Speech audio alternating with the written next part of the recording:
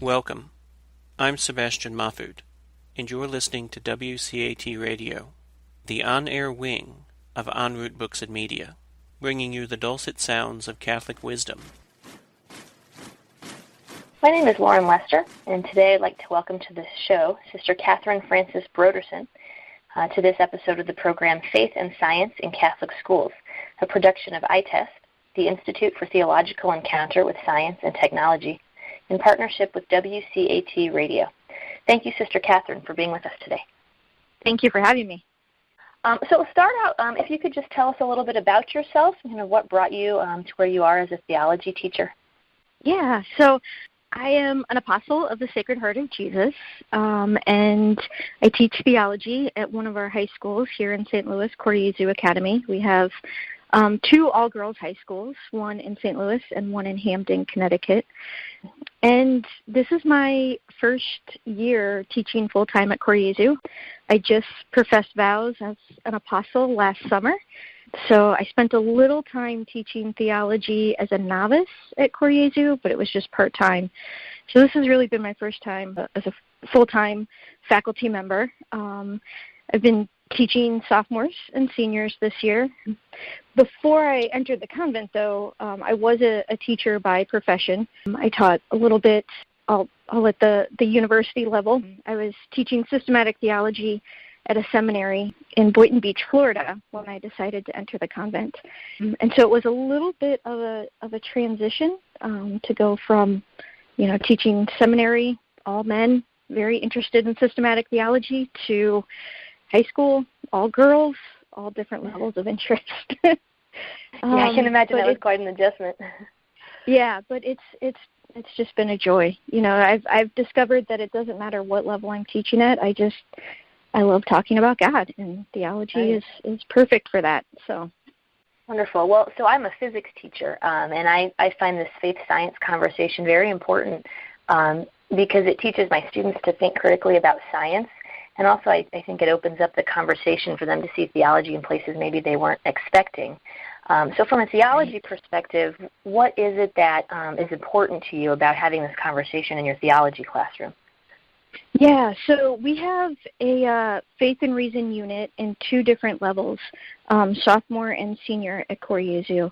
And so luckily I'm able to teach both of those. And I think the most important thing, especially initially, with the sophomores, is helping them to realize that there is no contradiction between faith and reason, that they don't need to kind of compartmentalize their life where their faith and prayer life is over here, and then their STEM life, we've got so many girls interested in STEM and engineering, is compartmentalized over here. So trying to help them integrate both these aspects of their life, I think, is, from the theology perspective, is one of our main goals, and to help them to not be afraid of asking questions, whether they be theological or scientific questions, that, truth will never contradict truth.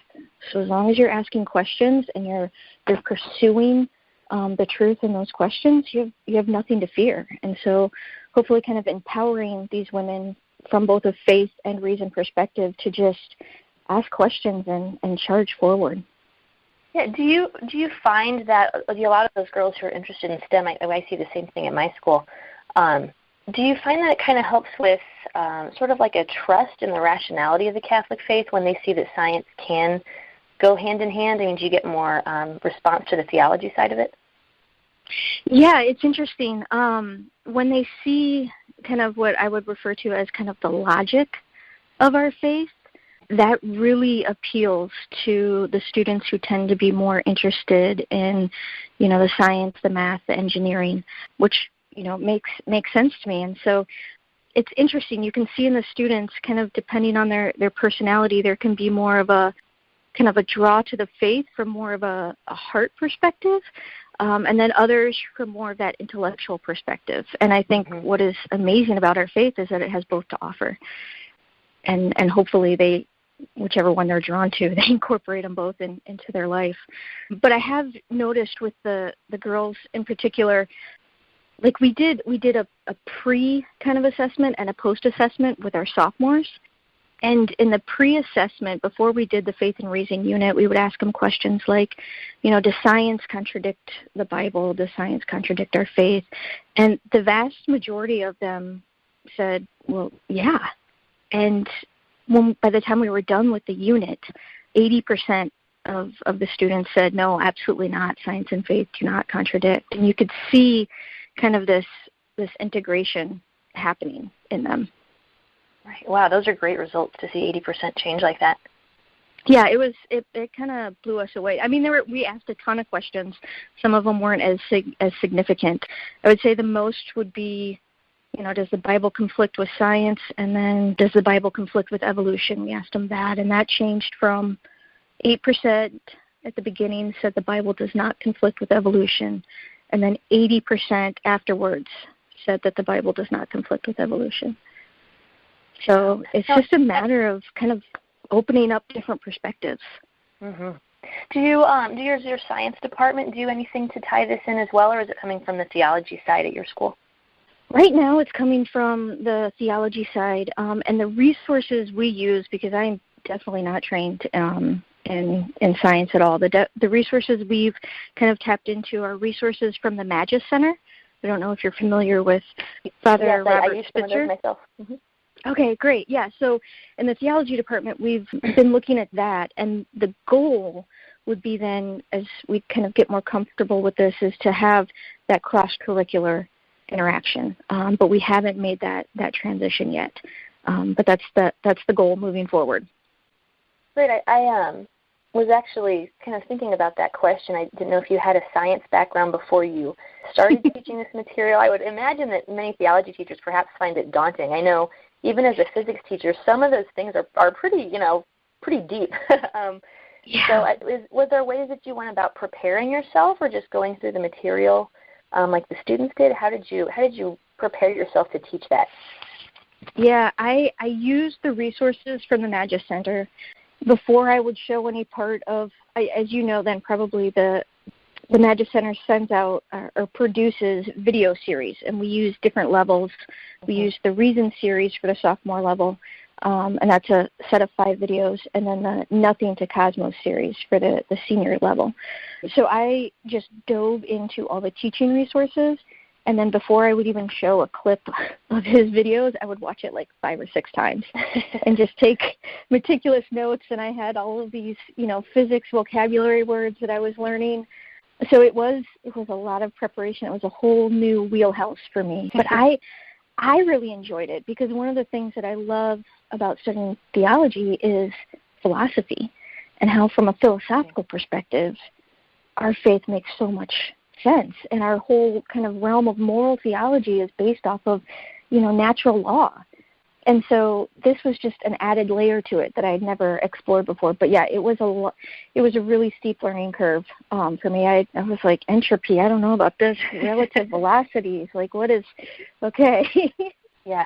Now, speaking of philosophy, I've noticed sort of an attitude, sometimes in my students and just in other people in general, that it's almost seemed to be discounted the way that theology has, in terms of science has all the answers and has evidence to prove it. Mm-hmm. And it seems like people don't, trust philosophy as much as we have in the past. And I don't know if it's just that it's taught less and people don't have a background in it, but have you seen a similar attitude in your students? Yes, definitely. And I think the way we've tried to integrate it into our curriculum is sophomore year we start with the questions of what is science and what is the goal of science? What can science prove? And then looking at what can science not prove?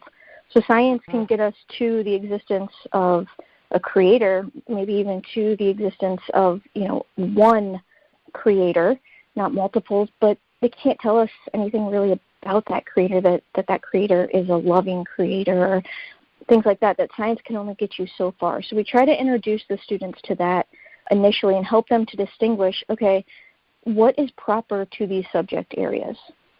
And then when we get into senior year, we start going more in depth with the science, looking at the Big Bang Theory, the entropy, all that kind of stuff. But then we also incorporate kind of an introduction to philosophy and an introduction to logic.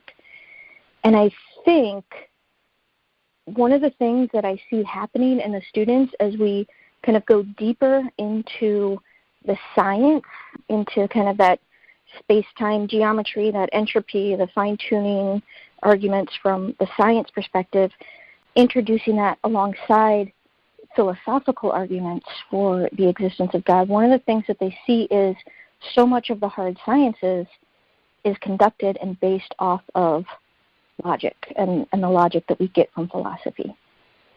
And so in that, I think they begin to trust a little bit more when we then begin to delve just into the realm of philosophy, because they can already see how philosophy has given a foundation for science. And they're very comfortable with that because it's more tangible. But once they see how they relate and support one another and begin to enter into that way of thinking logically, they begin to trust, I think, philosophy more. Yeah, that's a great approach to kind of show how the two go hand in hand. Yeah. Do you see a difference in your grade levels between sophomore and senior in the way they sort of absorb and interact with the information and in this conversation?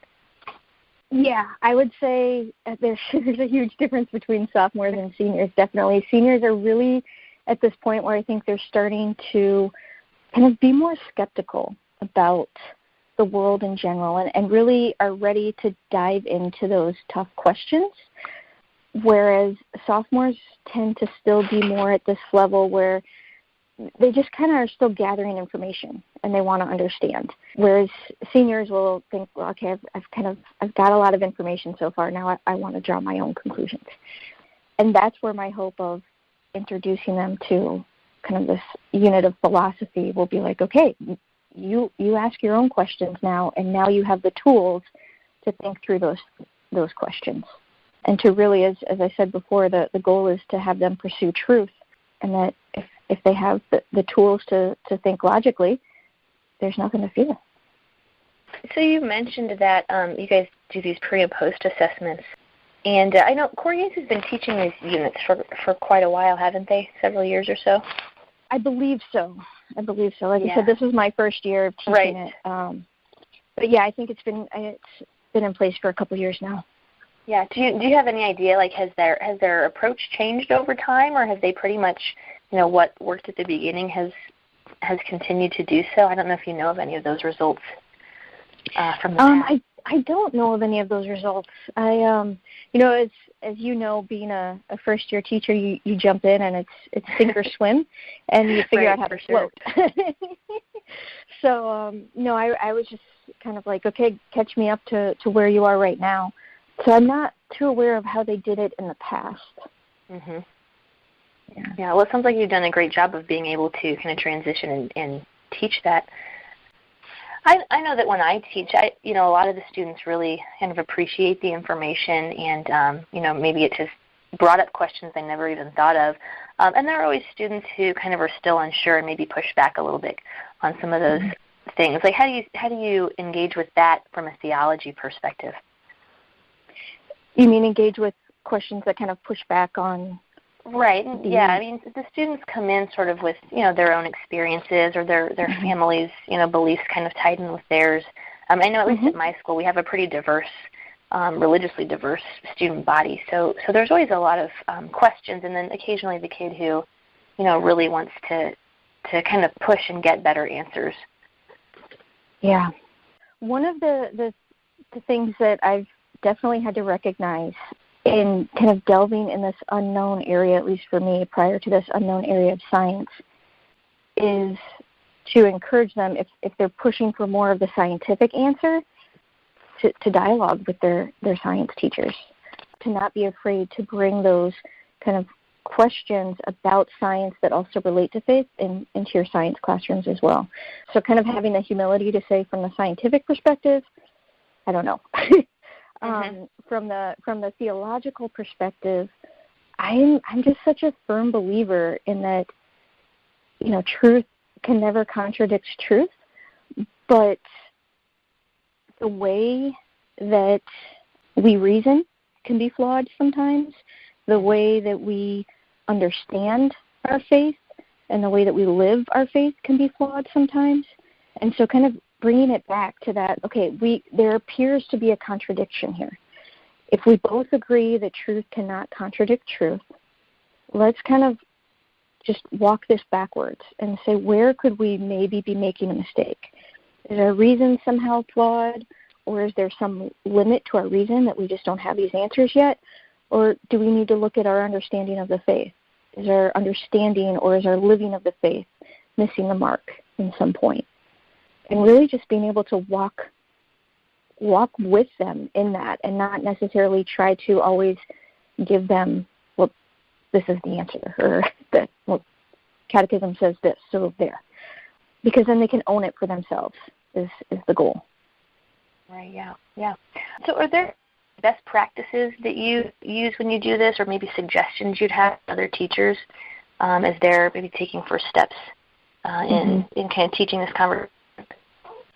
Yeah, I think one of the things that's been really helpful for me is kind of beginning each unit with kind of just a discussion and kind of surveying where the students are at. So, for example, one of the things that I like to do with the students is just have them go up to the board and just brainstorm, list all of the reasons you can think of why someone would believe in the existence of God. And then another group list all the reasons you can think of why someone wouldn't believe in the existence of God. And, kind of look at those and talk about those, and then kind of let that lead the conversation. When we look at, the relationship between faith and reason, I take, the basic 5 possible relationships between any two things from, basic logic, and break them up into 5 groups and give each one a different possible relationship and ask them to explain it and to explain if this is or is not the proper understanding of the relationship between faith and reason. So really trying to help them find their own voice and not just be kind of like passive note takers. Right. Yeah, that's a great approach to involve them in that process. Oh, and I would say that the Magis Center materials for someone who has absolutely no science background has been invaluable. And just kind of leading me through the basics of the physics behind the compatibility of what we know from physics to kind of supporting the existence of a creator. That was, something I'd never looked at before. And the way that they walk you through it is, it took me a while and I had to go through it really slow, but it was so helpful. And the girls respond to it because a lot of them are much more interested in science than theology. Yeah, I agree. I use those materials also, and they really are, they're very thorough, and they do a good job of explaining everything. And there's sort of these different levels for, people who are in different places. Mm-hmm. One thing actually I thought of earlier, and I am curious about is, so you mentioned you taught at seminary and then you switched to Cor Jesu. What is the difference like between, all my teaching experience has been in a girls' school. So what is the difference between sort of the approach to men learning theology and women learning theology? Have you noticed a difference there? It's hard to compare the girls at Cor Jesu with the men I was teaching at the seminary. I was teaching, as I said, at St. Vincent de Paul Regional Seminary in Boynton Beach, and it was graduate level systematic theology. So I was teaching men who had already had their philosophy background, and we were strictly, like, the classes I taught were grace, Trinity, and eschatology. And so they're kind of totally different. But if I was to kind of generalize it, I would say the things that I saw the young men that I was teaching at the seminary, the things that I saw them really responding to was the intellectual side of the faith, the logic of the faith, the power of kind of intellectual conversion, you could say. And when I'm working, and it could be a gender difference, it could just be a developmental difference in the age. When I'm working with the young ladies at Cor Jesu, they definitely appreciate the logic. But one of the other things that I kind of stick in our philosophical exploration of arguments for the existence of God is John Henry Newman's. I don't know if you're familiar with this. He has this analogy of this convergence of probability that really bases his argument for the existence of God based on intuition. That his analogy is basically the classical proofs, the classical philosophical proofs, like St. Thomas Aquinas, are kind of like a steel rod. It's one solid, strong argument. But he noticed in his parish life, in his parish experience, that when he would talk to his parishioners about the classical proofs for the existence of God, they were not like falling out of their chairs having this profound conversion. And he was like, okay. And he said, all right, I want to figure out what's going on in the mind and the heart of the everyday person, because they don't appeal to these classical proofs, and yet they have a strong faith in God. And so he said, instead of this kind of steel rod classical proof approach, he said what he saw happening in his parishioners was more like a steel cable. That as he talked to them, he realized that they were having this convergence of experiences of maybe more heartfelt proofs for God, the experience of joy and happiness, the experience of beauty and truth, maybe the experience of being a parent. Those kind of things were leading the everyday person in his parish to this very strong intuition that God does exist, that something greater than themselves does exist. And he said, in and of itself, all of those little heartfelt proofs were not very strong. But when you take all of them together, all of the ones that are happening within the experience of one person, they kind of bind together like a steel cable. And as we know, a steel cable is incredibly strong, and one of the reasons it's strong is because it has this aspect of flexibility to it. And so he kind of tended to go more away from the classical proofs when he was working in his parish and started to have this understanding of the convergence of probabilities. And that's what speaks to the heart of the average person, is all these different experiences from their life pointing to the existence of something greater than themselves. And that's based on intuition and heartfelt proofs, not necessarily hard science and logic. And when I asked the girls at Cor Jesu which of the proofs did they like the best, we looked at Aquinas, Anselm, we used C.S. Lewis's moral argument. We looked at all these different ones. Most of them liked John Henry Newman's convergence of probabilities. Most of them said that kind of spoke to them the most, and that really surprised me. But yeah, I think there's something there that they do want more than just the logic and reason too. That there is a relational aspect that really speaks to them. Yeah, definitely. All right, well, Sister Catherine, any last thoughts you'd like to share, or a shout-out you want to give to anybody before we wrap up? No, just thank you so much for the time, and I really appreciate being able to talk to you about this. As I said, this is my first year here at Cor Jesu, and I'm just really looking forward to learning more and getting better at kind of diving into this with the students every year.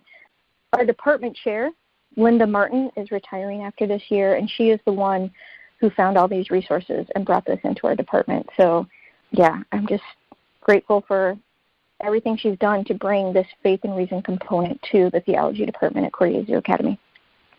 Wonderful. Yeah, I've worked with Linda a little bit in some iTest projects, so I'm glad to see that you'll be sort of carrying on the work that she started. Well, thanks again. All right, thank you. You've been listening to Lauren Lester interviewing Sister Catherine Frances Brodersen on WCAT Radio on behalf of iTest, the Institute for Theological Encounter with Science and Technology. We hope you enjoyed the program and will join us back for another show on WCAT Radio. This is Sebastian Mahfood. Good day.